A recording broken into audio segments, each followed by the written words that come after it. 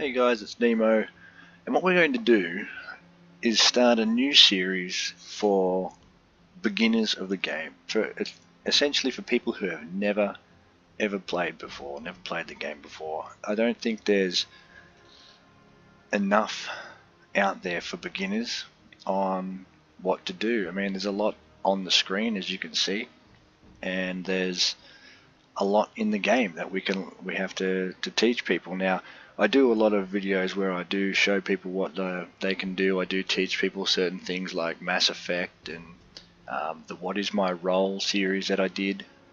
But today, this video is going to be the start of a series about starting the game, choosing a line, grinding a line. So what we're going to do is we'll go through this, what's on the screen, and then we're going to go and start with the next video. We're going to start grinding the line. We're going to start the Russian cruiser line. The Russian cruiser line is the most friendly line for new players. So you have your Russian cruisers, and then I think it'll be the Germans and Japanese and French.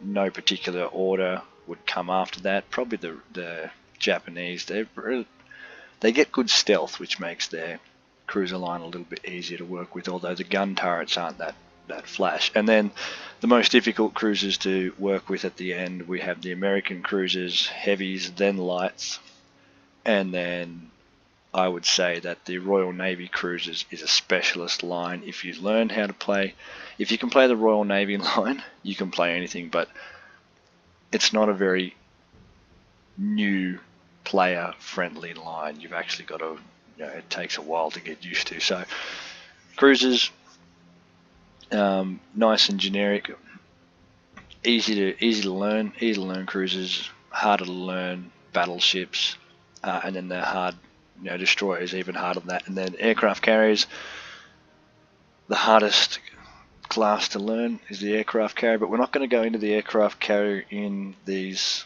beginner series because they are in the rework, which might make aircraft carriers a lot more user friendly. So let's just go through what's on the screen here. We've got currencies in the corner. So your doubloons, you can purchase doubloons from the premium shop, and you can use them to convert XP. This is XP here, free XP. So what happens is you, in your modules, port modules, exterior, tech tree profile, and then your clan, if you're in a clan, these researchable modules here, or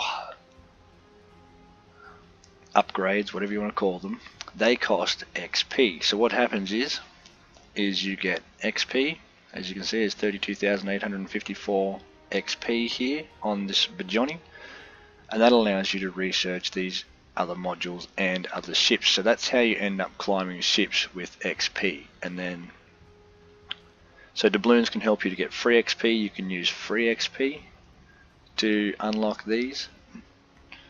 And then if I go to Dasher here, so see how it's got redistribute her skills. What I can do is, and I'm not going to because doubloons they cost a bit of money,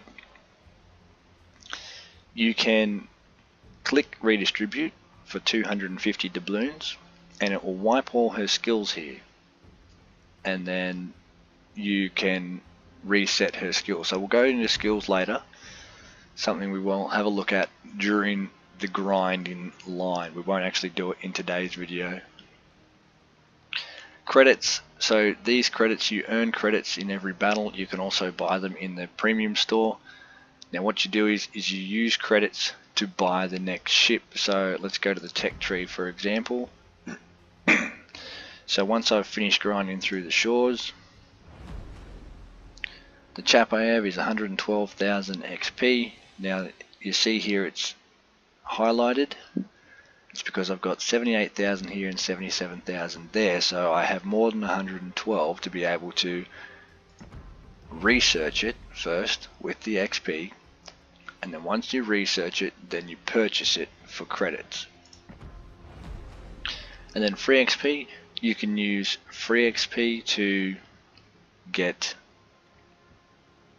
upgrade captains with captain skills, buy modules for ships or research modules for ships. You can also use free XP to get certain ships in the tech tree. So What else do we have? We have over here, this is our settings or our menu panel.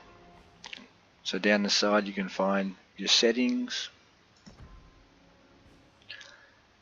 and these are all the settings that you want in your game. So you have your graphics, your audio, and your controls. Now my recommendations for audio, it's up to you, that's just personal what you want, but my recommendations for controls is to make sure that the collision avoidance system is off for you new players, because what that does is that turns your ship away from a rock. So say you're heading to an island, it'll just automatically turn your ship and you can lose control of the ship for a short time. You have to actually fight it on WASD on the keyboard to stop the ship from moving where you don't want it to. Now the reason I turn it off is because sometimes it'll throw you directly in the path of danger to avoid hitting an island. So if there's a salvo coming from an enemy ship that's going to destroy you, sometimes it'll throw you right into that salvo just so you don't crash into an island. Sometimes you want to crash into an island. Tactical beaching is a thing. Learn how to use it. One thing I like to do is display the team lineups, so you can see that it'll have the lineups of the teams on either side of the battle map. That's a good one. Enable AA, secondary guns if priority target's set. I always have that one. You can have your show both main battery and torpedo loading indicators. Smoke screen boundaries are helpful to have on, so you know if you've dropped a smoke screen where you are in the smoke and the cover that you are being provided by the smoke. Smoke screen timer is helpful.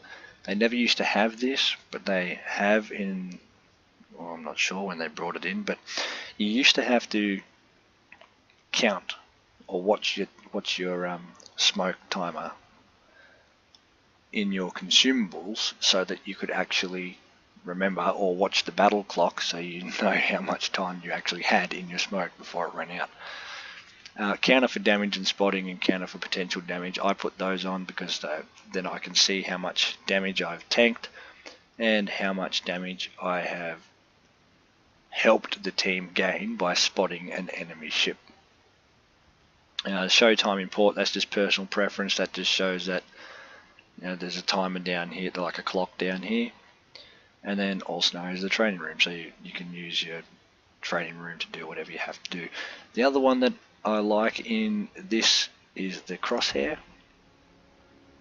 Now I have done a video on the differences between static and dynamic crosshairs. So this is a static crosshair. As you can see, it only goes over to 20 or 21 really, whereas the dynamic crosshair, what happens is that when you zoom in and out, you get a bar that goes all the way across the screen, and I think it goes up to 75. So if you're unsure of how to use that, you can go and watch my static and dynamic crosshair video, and then you have different types. So that's type 1, that's your one you usually start with. I like type 8, and the reason I like type 8 is because it gives me the angles and calculations of ships where I can fire at. So this is seconds from the center point. This is seconds, 1, 2, 3 seconds there, 5, so it's actually, there's 1 there, so 1, 2, 3, 4, 5 seconds of flight time for a ship traveling at 30 knots. So I also have done a video on that as well, just to help people out.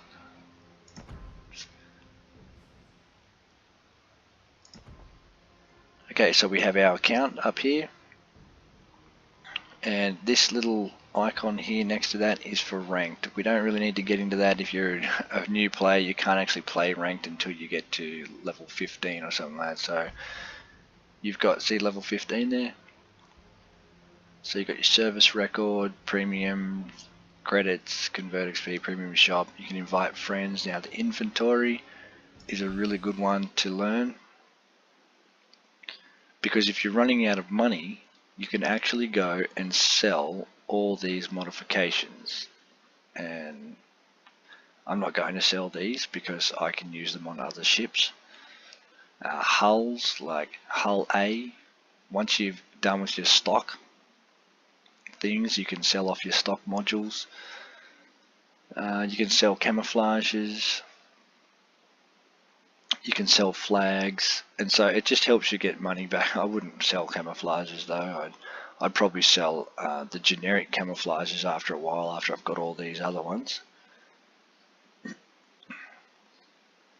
So this is just another way to help you make some money. If you're really low on money, you can just sell things that you don't use. So if you don't run camouflages, you can go, let's have a look, camouflage. If you're not going to ever run the mosaic camouflage, then you can sell it for 300,000 a piece. Okay, so you sell 3 of them, get some good credits back. So the inventory is really good for managing those upgrades and flags and getting more money if you really need it. As you can see, I don't really need any money at the moment. I would like more, but I don't. And the news at the bottom of that, news. So this is just what the developers put out. New modes, new competitions. They keep us up to date with the future of what they're going to do with things. Public tests. So if you have a public test server, if you're really just starting the game, you're probably not going to have a public test server. What operations are coming out, and then other things that are in the premium shop. They do some history stuff, which is really good, and then how it works. Sometimes they explain how things work in the game, and this How It Works series that they do it's pretty good. It's good especially if you're only just starting to play World of Warships. So we have our server is Asia, how many players are online at the time. Then we have the battle button, so it's to go into a battle. Now random battles. Now when you're first starting, you'll start with co-op only, and then you have to go through a certain amount of battles, get to a certain level. I can't remember what level it is, and then you get random battles, and then you start unlocking other things as you get up your levels. So when I talk about levels, if you go to your profile up here, you can see, let's have a look, your service record, and it has your different levels. So if we go back to level 1, okay, so level 1 is co-op battles. You get to play co-op battles. Then level 2 starts teaching you about different tech trees, gives you some credits. Random battles you can unlock at level 3. Then you start getting containers at level 4. So you can see in this service record that you start earning different things, getting different things for your ships, and certain things that you can do in the game. Now by the time you get to level 15, so inventory management won't be available until 13. So okay, rank battles 14, 15 clan battles. You get achievements. So these are all the achievements that you get. Ranks, when you end up playing rank battles, when that's unlocked at rank 14. So we're not going to go too far into it. The collections, these are collections that you get that will give you rewards for unlocking them and completing them. You just unlock them in battles, and you can get them in containers, like these little items and things in containers. And then your summary of how many battles you've played, how many ships you've sunk, all those sorts of things. Okay, so we have, this is your ship's captain, and the ship and the tier that you are in. And then it'll go through certain things, armor layout. So that's the armor layout of the ship. Not very good. It's very thin. And you can get stats for the ship. You know, its survivability, its artillery, torpedoes, AA defense, maneuverability, concealment. Now I'm not going to go too much into those because I'm just doing a brief overview, or not brief. It's kind of a bit longer than brief. Overview of just the screen that you start with. There is so much on just the starting screen that people don't know that getting into the finer details of doing, you know, the survivability, armor layout, battles and all that, that's further along. All you need to do is we need to get to know certain things before we get into that. And I'll go through all that other stuff as we're going through the series. So we have a premium shop here. You can just click on that and it will take you into buying doubloons and ships, flags, other things. So I'm just going through all the actions on the main screen here. The arsenal, again, now they say there's a lot of currency in the game. Once you get used to it, I don't think the currency is very confusing at all. You know, doubloons, credits, free XP, steel, and coal. So coal here, as you can see, I can buy these ships when I get enough coal. So I have enough coal here, I can buy the Argyle. Steel is for other ships. So as you can see, the Flint here, the Stalingrad, and the Black, they cost steel. So you can go through your arsenal, and they have special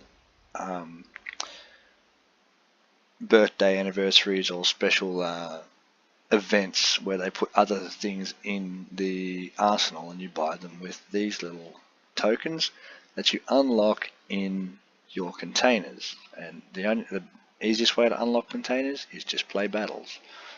You can play co-op, you can play random, it doesn't matter what battle you can play, you can unlock containers. And then so they've got all these things, they've got the beautiful Dasher in here, they've got these other captains on the moment.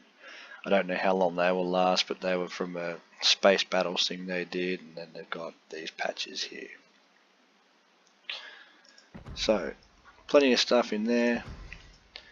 Then you have, these are your events, challenges, combat missions, things that you can achieve through the day which will help give you more containers or more coal or flags and things like that. If you're not if you're just starting, you don't really need to worry about it. These especially, these are my tier 10 assignments to do, so you don't need to worry about those at the moment.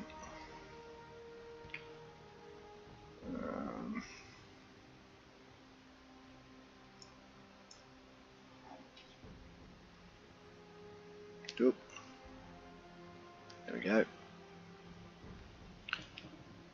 Over on the side here we have campaigns. Now the game will teach you about all this sort of stuff very slowly. Ranks and honor the heroes. Honor the heroes is just everything you've unlocked in containers or rewards or anything like that. So this little anchor is our port. You can actually select what port you want to be in. Now at the moment I'm in St. Petersburg port because they've done it up for the birthday. So you can select any of those that you want to be in. The only thing is though, you cannot select the naval base. So you see this little symbol here? Yeah, premium port there. So you have to have a premium account to be able to run the premium port. And then what you do is once you choose the port you want to be in, you just click on that port, and then so say save changes, and then it'll change the background here to a different port. Now the other thing that we can do is our ships. We can have this sign here, open ship display panel. You can choose, see I choose a compact carousel view 4, you can choose 2, which has 2 lines of ships. You can take that off, and now this is how you'll probably start with your screen looking, where you've just got one ship and you just cycle through the ships until you find what you want. Now I find it's easier to have the compact view on, and 4 on a, because I have a 28-inch monitor, so it's better, it's fine with 4. I like it with 4, it means I can see most of my ships in one go. And then you can choose which ships you want if you need to by filtering through. So say I just want my tier 10s, and I only want my American tier 10s. So it'll highlight just those ships that you want. You can do premium ships by nations, elite ships. So elite ships are like the Johnny here. See this sign, elite? So what happens there is that I have enough, all the modules and XP, everything researched, bought, and then I've researched the shores, so it makes it an elite ship. As you can see, the shores isn't elite. So thanks for joining me, and I'll catch you in the next episode.